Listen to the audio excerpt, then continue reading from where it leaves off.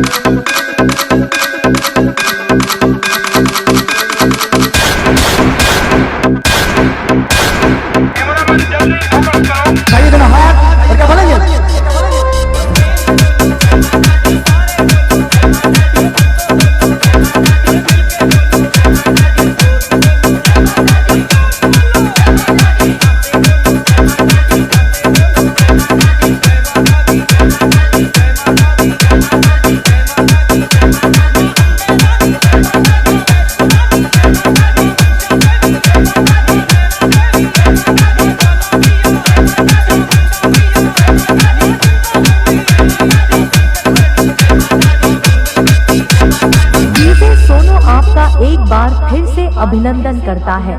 इस महानवरात्रि की आप लोगों को हार्दिक शुभकामनाएं और जो भी माता रानी के भक्त हैं, उन पर सदैव माता रानी की कृपा बरसती रहेगी और माता का जयकारा लगाते रहो।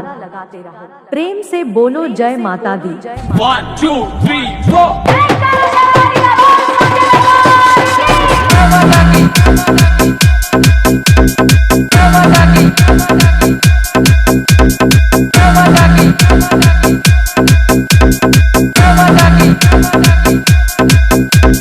उमरिया रायपुर चौराहा यूपी बहराइच।